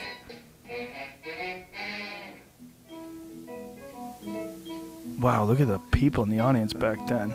The chick was beautiful. Up at dawn and sleepy and yawning, still the taste of wine. Then I remember you're mine, and I've got a world that's fine. What kind of bullshit is this? Just shows you how culture evolves. Have you ever seen the, look how hot she is. Isn't she Good beautiful? fucking googly moogly. But the broad on the left of her is going to cock block. Jerry's going to try to make nice to her, come over and say hi, and the See- other one's going to drool all over him. But yeah, he is kind of You like, gotta see the character. The character. I mean, see if you can find it. He admitted that he was doing Buddy Love. Really? Yeah, he never said that it was his character. I'm almost positive on that. Wow, I did not know. I never saw the Nutty Professor. It was one of his many impressions. I never even saw the Eddie Murphy version. No, I didn't see Eddie's. I saw Jerry Lewis's. I never saw it. So that Believe you me. Sit and listen and watch. old black Mood is magic. wrong. Mood is wrong. Innkeeper. Got sexy lights? Lay it on me. How Better. come Better. we were talking about Now this the watch, other day? baby. How come nobody cared about girls' asses back Every then? move a picture. Well, they cared about his tits. There was no big asses back then. Girls weren't doing squats. Like, you go to girls' Marilyn Instagram Monroe. pages, they're all wearing fucking yoga pants. Marilyn Monroe's ass. She couldn't even be one of the fly girls. How about that? How about that? Jane Mansfield, Marilyn Monroe. Those girls, they had a different kind of body. They were obviously very beautiful, but they did not have, like, there's some ridiculous Instagram girls that have like Well, I 2 don't million think- followers on Instagram and they have these giant butts. Like, look at Marilyn Monroe's ass. Yeah, but I Get don't close think up they, on that, They didn't Jimmy. work out like women today. That's what I'm saying, Dom. What happened? I mean, that's not a bad ass. That's a very nice ass. You wouldn't fuck Marilyn Monroe? I would certainly do that. But it's a little on the flat side. I'd have to look at her. I'd have to flip her over. I'd have to look her eye to eye, which is fine with me. I'm not saying there's anything wrong with it. I She's a don't think beautiful that's her lady. at her best either. But it's just, that's actually a pretty good one. Her back's arched up there. Upper, left, down, right in the middle. There you go. Yeah. But still, like, you compare that to, like, the style of body that women aspire to today. I mean, everyone was like, the hourglass figure. Well, the hourglass is very different shaped now. Like, you look at, like, the fucking Jennifer Lopez style asses. Oh, I love her body. Yeah, I mean, girls have just different asses now. I mean, and it's like really... The ass has evolved. It has. I mean, girls never had asses like that. This is like a big thing. Like, we want big, muscular asses now. Whereas, like, if you look at, like, Playboy from just a few years ago, there was no girls that had big, giant asses like that. It didn't exist. This is a new fad, Dominic. I'd rather her ass be a little big than too small. Oh, definitely. I like girls with a little body fat on them. I think it's sexy. Sickest thing I ever heard was a comedian friend of mine who goes, "Oh, fuck, she had such a nice ass. It was like a little boy's." I go, "Oh, you fucking scary creep. What a fuck." Ugh. Did you find any Buddy Love? It's gotta exist. It's the YouTube. The YouTube has everything, God damn it. I just found the full movie. So Oh, okay. find us All real right. quick. Cut through that shit and get to the heart of the matter. So, in the Nutty Professor, did he take like a potion and he became Yeah, I this think cool so. guy? That's what it was. That's it was just funny. real. Yeah, let's hear him. Geeky. It's just weird, the style of movies and of entertainment. Like when he was sitting there singing that terrible song in front of all Yeah. those people, it's like people actually went to see something like that and they Right. enjoyed it.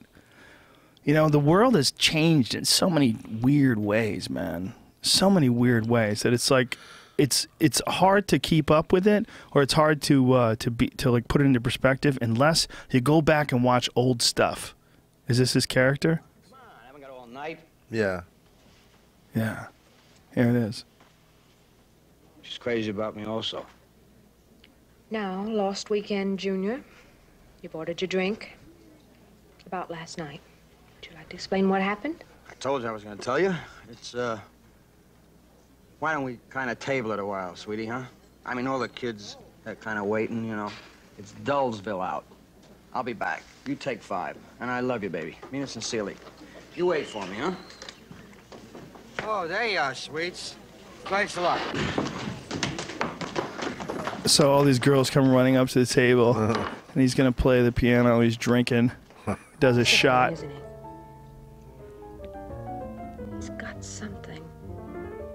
She's gorgeous, I isn't need she? to find out what it is. He's got something. I think I'll do a tune that I'm gonna record for Poverty Records. Sounds like Sinatra a little. Well, his formula is wearing off, right? Isn't that what's supposed to be happening here? Yeah. He's exactly. like Mr. Cool Guy. Isn't that hilarious? The idea that he can't continue to act like this, that it's impossible. Right. What a stupid premise. See, it's coming out. Ah! You're near me. Hey, lady, riboflavin. But when you're near me,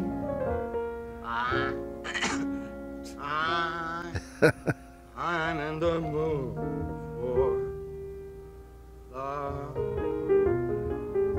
What's happening? Look, she's turning to her friend. What's happening? That's, I think that'll be it for a while. Kids, and, He's got to run away and Ladies, turn back to the professor. wait.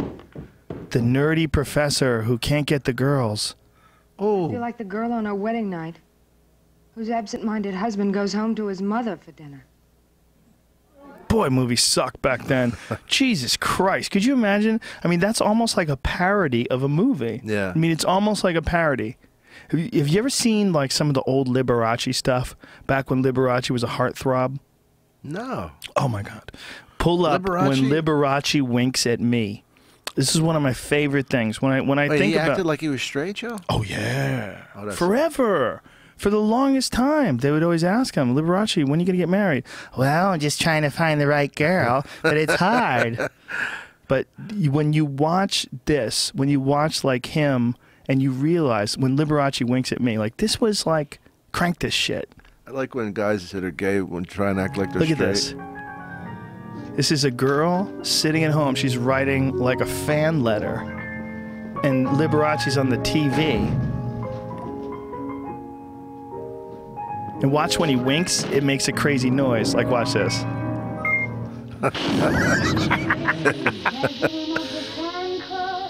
Look at this.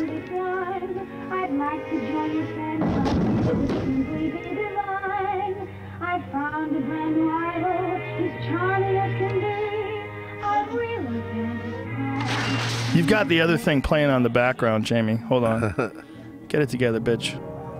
Hold on. Pause it. Don't go to your Twitter. Jesus Christ, you fuck. Jeremiah Watkins. How dare you? What have you done? You've ruined this whole Liberace moment. What have There you we done? go. Go back to it.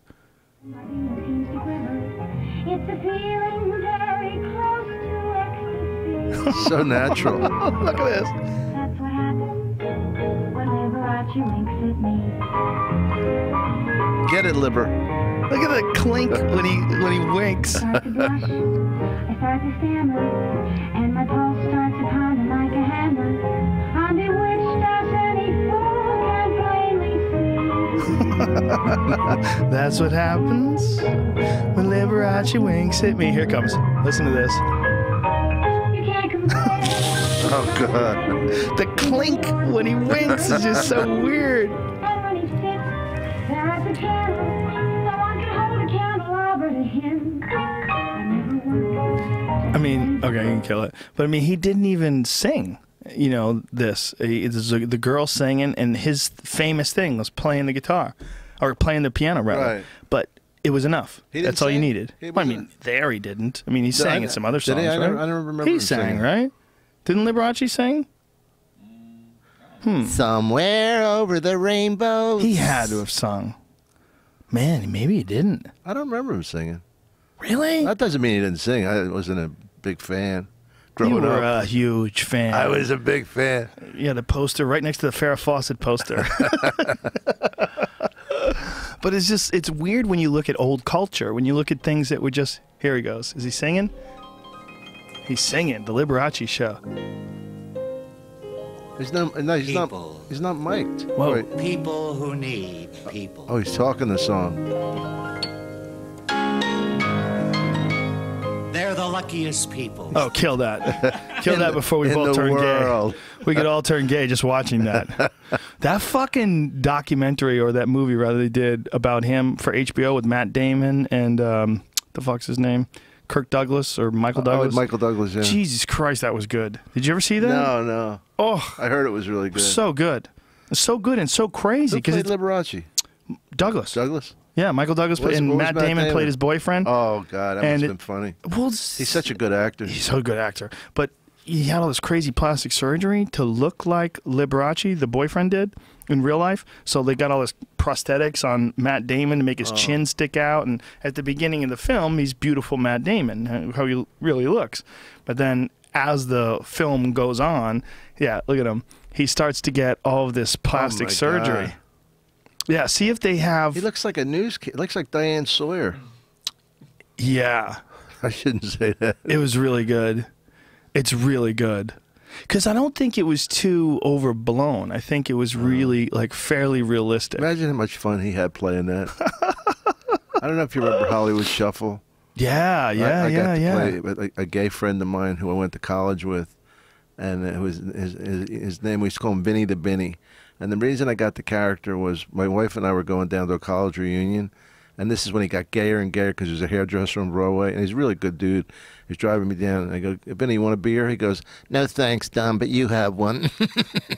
He did that little laugh.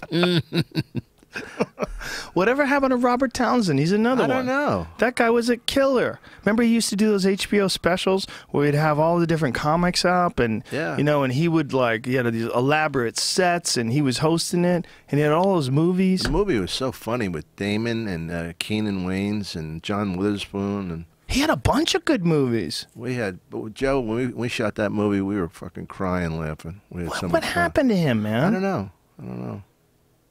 Fuck. You know, he stole a bit of mine, and that's how I got in the movie. Remember my school for Italians? Yeah. I was at a school where I teach Italians how to be more Italian. Yeah. And he had a school for actors, teaching black actors how to be more black, right? So it was basically a ripoff. Right. And we're watching a Georgetown Villanova game at his house, and he shows me this thing. And I said, well, Robert, that's, you know, he wanted me to do a part in the movie, but he was also showing me, you know, I just wanted to let you know I kind of borrowed something. I said, but that's mine, you know. I said, you know, not that why do you even let him do it? And he goes, I never saw you do it. I go, we worked together every fucking night. We did improvs on stage together. How could you not see it? Your mind shut down? I wasn't in pain. Yeah. People will say that. People will say that. I've seen guys say that work with guys and then steal a bit and say, I never saw you do it. Like, bitch, you saw him do it. Oh, yeah. You saw him do it 100 times, maybe. That was a big thing at the Laugh Factory. That was one of the reasons why I stopped going to the Laugh Factory. It doesn't happen anymore. You should come back. Wait, by the way, June 9th, if you're available. What day is that? It's a Tuesday. It's my next one. I'm in, Dom. I want to get you and Joey back again. Wait a minute. Yeah, no, I'm good. Oh, go ahead. Yeah. The 9th, I'll be, I'm in Irvine that weekend. Yeah, I'm in. We'll get Diaz with us. Let's do it. I love Diaz. Let's do it. Diaz was on fucking fire last night. The funniest guy in the world, ever. He's the funniest guy of all time. Fucking great. Last night at the fucking OR in the Comedy Store, I was crying. I mean, tears were rolling down my eyes, rather. Does he say your whole name, too? Yeah. Oh, yeah. Dom Irrera. Listen, Dom Irrera. Yeah. I'll tell you right now, these fucking bitches, they got nothing for me.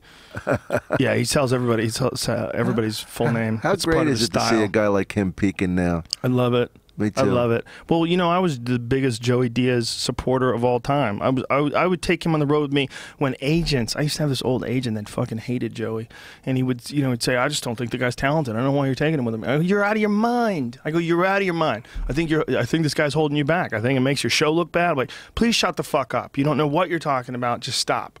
Just stop talking. And that guy has vanished. That's very generous of you. I mean, you did it with Ari.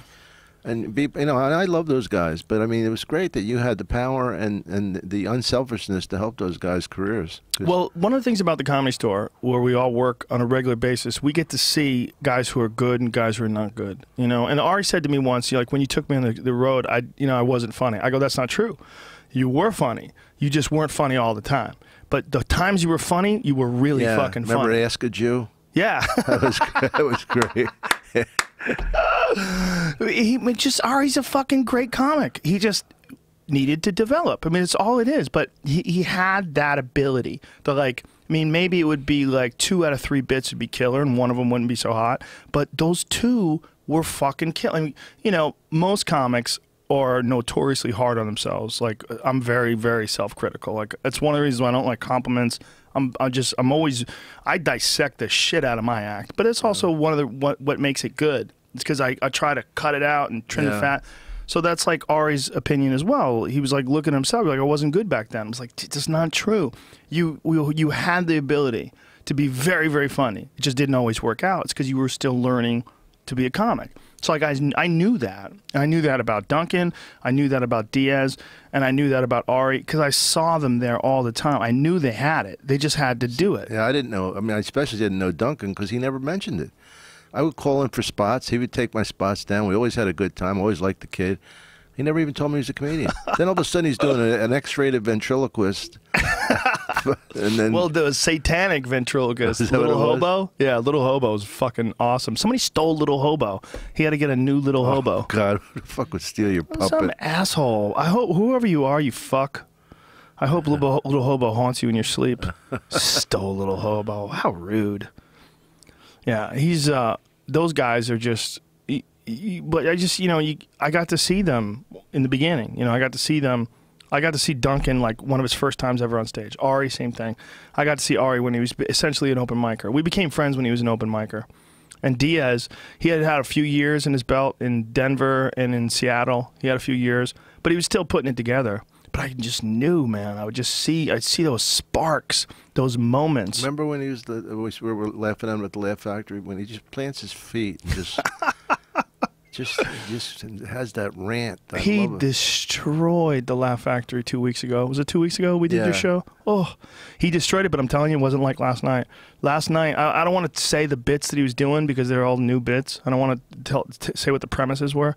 Holy fuck, we were crying. There was like, you know, the audience was pretty good size, you know, maybe 100 people, but all the comics in the back of the room, we were just crying. I mean, literally, tears pouring down my eyes. I watched this whole set and then went home. And Adam said, it's so crazy. Like, you've known that guy for so fucking long, and you still laugh that hard, and you still go in to see his sets. Yeah. He's free. He's free. He's so free. I remember he used to follow me at the Comedy Store. So we had like a small friendship, but you know, we were always buddies. And he used to get so nervous. Yeah. And he was so different. He really broke through, but it shows you about this. That doesn't happen to athletes. You don't break through at 40 or 50. Yeah, right? You know, you're done. Yeah, it's interesting because Joey's like 51 now, I think, or 52. And really He's never been better. Never been better. And didn't really catch for like maybe I just want to say like 5-6 years ago, people started to know who he was. And you know how I could tell the difference? When I would take him on the road. I'd take him on the road and people would, like, I would do a theater or something like that, and Joey would go on stage and people just wouldn't know who he was. And they would start laughing after a while, but they would give a nice polite round of applause when he got on stage. Now when Joey goes on stage, I film it sometimes just to show people. I put it on YouTube. There's a video. You could find it on YouTube. Find Joey Diaz going on stage. It's fucking insane. I think Joey Diaz going on stage in Denver. One of the reasons why I did a theater in Denver was because Wendy had banned Joey. She uses him now. Like they smoothed it over, and he actually works a club now. But he had some instance back in his old drug using days when he was out of his fucking mind, and they banned him from the club. You know, common shit. Richard Pryor's, Sam Kinison got banned from the Comedy Store about 100 times. You know, but I know, I was there. Joey goes on stage. And the fucking round of applause was so crazy, I had to film it. It was insane. They knew who he was. And this was like 2 years ago, maybe, I want to say. So it was a few years in, and he was just starting to realize that they had caught on. So for the longest time, it's like I had been singing this guy's praises, and nobody knew who the fuck he was. They just didn't get it. And then finally, you find it? It's Toronto? All right. No, it's not Toronto. That's me. That's me. Stop. No, that's not Joey Diaz. That's Joe Rogan goes on stage at Massey Hall, you silly bitch. It's not me. Joey can't even get to Toronto. Trust me. Joey, you got to say Joey Diaz goes on stage. There's a video. Son of a bitch. How dare you? He can't get to Canada. Yeah, I know. They won't let him in. Yeah, he told me. I was was trying to work with him somewhere. And he Armed told me- kidnapping. Yeah, he brings somebody into another room. Kidnapping and armed robbery. He had a machine gun. He stole coke from somebody. Did he really? Well, you know, we sometimes we split the bill at the Ice House. Him and I. Yeah. Those are great shows. A lot of fun. And I told you what he said to me the first time we did it. I said, Joe, whatever you want to do. You want to go on first, second, whatever. He goes, I'll tell you what, Don Irrera. Why don't you do the first show and go on first? You close the first show, close the second, so you don't have to follow a pig like me that late.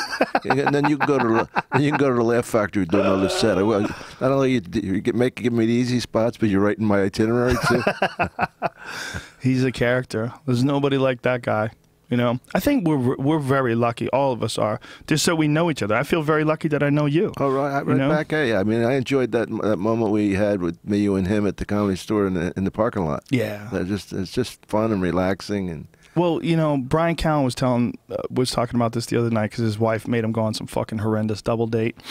And he's like, he's hanging out with this guy who's just apparently really obnoxious and annoying. And he's, you know, and his wife is like, I thought they were fine. And he goes, do you understand that I could be right now at the Comedy Store hanging out with the funniest people on earth? And I'm hanging out with this idiot who wants to, you know, brag about his boat or whatever the fuck he was talking about, some blowhard. So what's it like to bomb? That must really be so. That must be so. Anybody ever ask you that? Yeah, I get that. It's like, what's it like to bomb? How much you think I fucking bomb if I work all over the world? We got to get Don Irrera over here in New Zealand. I always say it's like sucking 1,000 dicks in front of your mother. It's the best way to describe That's a nice image. But the problem is, I don't have that kind of time. Maybe that's a lot. We'll just be real quick. I'm not saying to climax. You know, you can get through 10 in a short period of time if you got a good head. Got good head movement. We got to get out of here. Your car's supposed to be picking you up right now. This motherfucker's probably angry. I'm at the Tropicana next Tropicana Saturday, 23rd. in Atlantic City, ladies and gentlemen. That's Don Irrera's hood, right next to powerful Philadelphia. Joseph, thank you for having me. Thank you, my brother. See you tonight. Always Love good. you, man. Yeah, we're gonna have fun. We're at the Ice House, sold out tonight. Sorry, bitches, but we'll probably be doing another show next Wednesday night too, because I got a big Vegas show next Friday. I got a fucking tune up. Little bit of this. Don Irrera, I love you, brother. Love you too, man. All right, ladies and gentlemen, we'll be back tomorrow with Adam Scorgi, the producer of The Union and The Culture High, and he'll be here tomorrow. Thank you. That's fun, man.